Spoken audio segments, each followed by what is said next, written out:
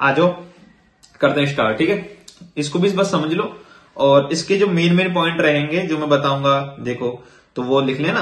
बाकी ये मतलब जो इसकी हेडिंग होगी ना, हेडिंग को पे ज्यादा ध्यान देना है। हेडिंग को एक बार तुमने समझ लिया तो अंदर तुम अपने आप लिखाओगे। तो जो हेडिंग्स हैं उनको याद रखना। Role of nurse in ICU, भाई आईसीयू के अंदर नर्स के क्या रोल रहेंगे। भाई आईसीयू के अंदर रोल क्या हो सकते हैं नर्स के, तुम सोचो। तुम एज ए नर्स आईसीयू में काम कर रहे हो तो तुम्हारे क्या क्या रोल हो सकते हैं वहां पर। देखो सबसे पहली चीज है कि पेशेंट आएगा, पेशेंट आया तुम्हारे पास, सबसे पहले क्या करना है, उसका एडमिशन लेना है आईसीयू के अंदर। तो उसको कौन सा बेड देना है, उसके वाइटल साइंस लेने हैं, जो भी चीजें करनी है वो आईसीयू में आते ही तुम्हें करनी है। ठीक है, तो एक तो चीज वो होगी। दूसरी चीज क्या रहेगी कि भाई प्लानिंग करनी है कि भाई इसको क्या मेडिकेशन चलनी है, क्या इसको कैसे करना है, कैसे इसका ट्रीटमेंट करना है। तीसरी चीज भाई तैयार रहना है किसी भी इमरजेंसी सिचुएशन के लिए कि भाई आईसीयू के अंदर अगर पेशेंट है तो वो सीरियस ही तो होगा। भाई सीधी सी बात है, सीरियस पेशेंट ही तो आएगा ना आईसीयू में। तो सीरियस पेशेंट है तो कभी भी उसको जरूरत पड़ सकती है मेडिकल केयर की, इमरजेंसी मेडिकल केयर की। कभी भी ब्लू कोड चालू करना पड़ सकता है कभी भी हॉस्पिटल के अंदर।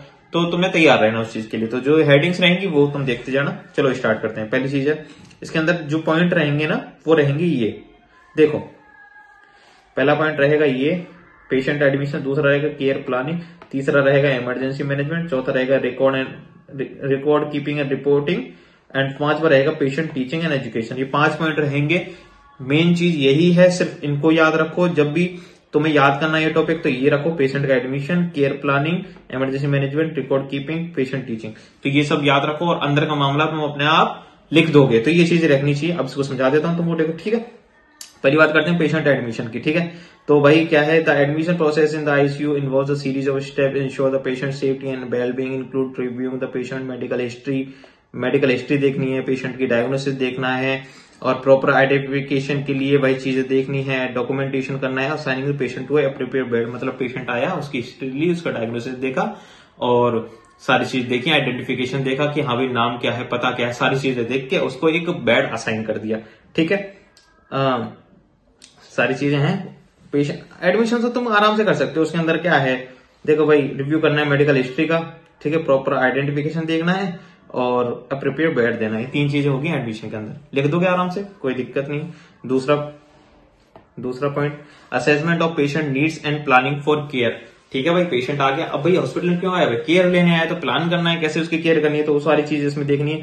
तो पहले इस चीज क्या देखेंगे, वंस एडमिटेड, एक बार एडमिट हो गया, the ICU nurse conduct initial assessment. पहले इनिशियल असेसमेंट करेगी पेशेंट की क्या कंडीशन है, डिटरमाइन पेशेंट नीड्स, क्या नीड्स हैं, केयर प्लान और ठीक है, और physical and psychological aspect of patient condition. दोनों तरह से देखेगी पेशेंट की कंडीशन कैसी है, साइकोलॉजिकल भी और फिजिकली भी। फिजिकल तो तुम्हें दिख जाएगी, साइकोलॉजिकल उससे बात करके पता लगेगा कि भाई पेशेंट को क्या एंजाइटी हो रही है। अगर पेशेंट को एंजाइटी हो रही है किसी भी चीज से तो उसका सबसे बढ़िया इलाज ये है कि तुम उससे बातचीत करो, क्वेश्चनिंग करो। जितनी ज्यादा क्वेश्चनिंग करोगे वो जितना ज्यादा बोलोगे कि मान लो कि उसकी सर्जरी होने वाली है और उसको डर लग रहा है सर्जरी से कि साहब मैं तो मर जाऊंगा, क्या पता मैं तो मर ही जाऊं।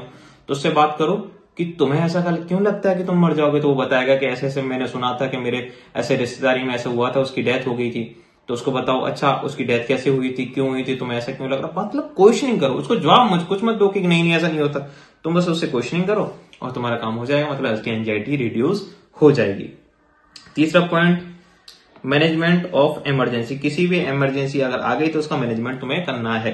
ठीक है, रिकॉग्नाइज करना है अर्ली साइंस ऑफ इमरजेंसी। ठीक है, अर्ली साइंस ऑफ इमरजेंसी को रिकॉग्नाइज करना है तुम्हें। ठीक है, और प्रोटोकॉल फॉलो करनी है। सीपीआर अगर देना पड़ जाए तो कोड वैल्यू एक्टिवेशन, सीपीआर वगैरह जो इमरजेंसी कंडीशन होती है उसके अंदर कोड वैल्यू एक्टिवेशन करना पड़ता है। ठीक है, maintenance of record and report. भाई जो भी रिकॉर्ड और रिपोर्ट रहेंगी पेशेंट के जितने भी रिकॉर्ड रहेंगे सालों तक हॉस्पिटल के अंदर रहते हैं तो उनको मेंटेन करने का काम किसका है, नर्स का।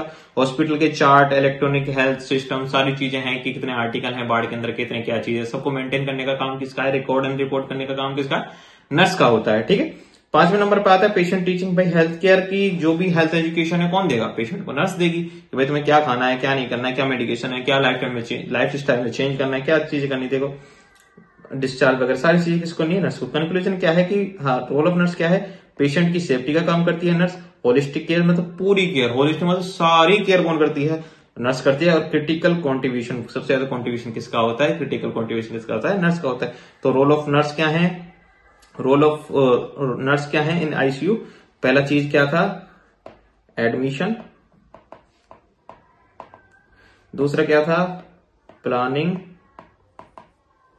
तीसरा क्या था, रिकॉर्ड एंड रिपोर्ट। ठीक है। चौथा क्या था, इमरजेंसी केयर।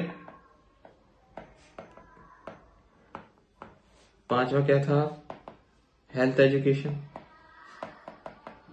हेल्थ एजुकेशन मान लो, या पेशेंट एजुकेशन, जो भी तुमको सही लगे वैसा मान लो। ठीक है, role of nurse in ICU हो गया, बहुत इजी है, समझ गए, ये पॉइंट याद रखना, बाकी तुम अपने आप कर लोगे।